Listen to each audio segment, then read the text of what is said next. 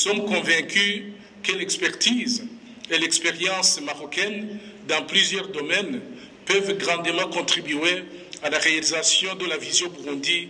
pays émergent en 2040 et pays développé en 2060 à travers des partenariats stratégiques mutuellement avantageux. Cette première session de la commission mixte burundo-marocaine m'offre également l'opportunité d'évaluer le chemin parcouru, mais aussi de tracer de nouvelles perspectives pour une coopération plus dynamique, pragmatique et mutuellement avantageuse. Nous devrions explorer les voies et moyens de promouvoir les échanges commerciaux, de protéger les investissements dans nos deux pays, d'autant plus que, comme vous le savez, Excellence, Monsieur le Ministre, chers frères,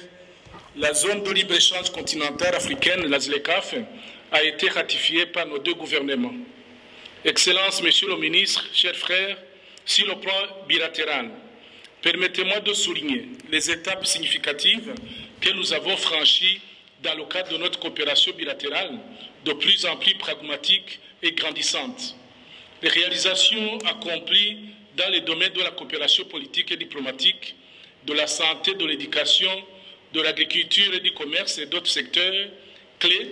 témoignent de notre engagement commun à renforcer les liens d'amitié, de fraternité, de solidarité entre non seulement nos deux nations, mais aussi entre nos deux peuples respectifs. Nous traversons, il faut le dire ainsi, un moment critique pour nombreux pays du continent africain.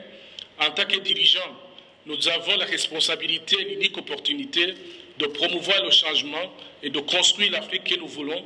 de lui permettre de jouer le rôle qui lui revient dans le concert des nations. Pour y arriver, la promotion de l'unité,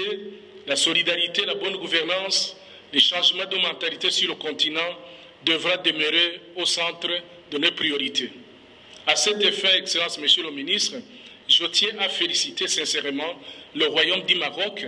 pour le rôle majeur qu'il joue sous le leadership inégalé de Sa Majesté le roi Mohamed VI, que Dieu l'assiste, dans l'édification d'une Afrique prospère, intègre,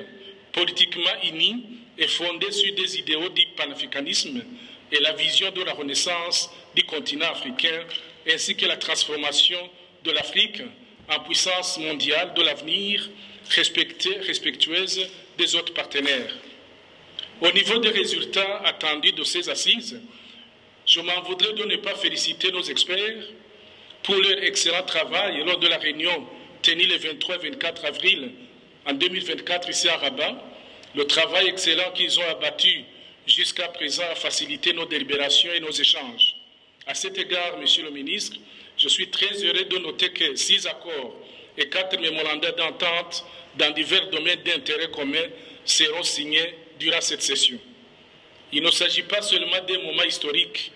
dans les relations d'amitié et de coopération entre nos deux pays, mais également d'une occasion unique de passer à la vitesse de croisière dans notre quête commune, de voir nos liens bilatéraux se raffermir encore davantage, plus particulièrement dans les domaines socio-économiques porteurs de croissance.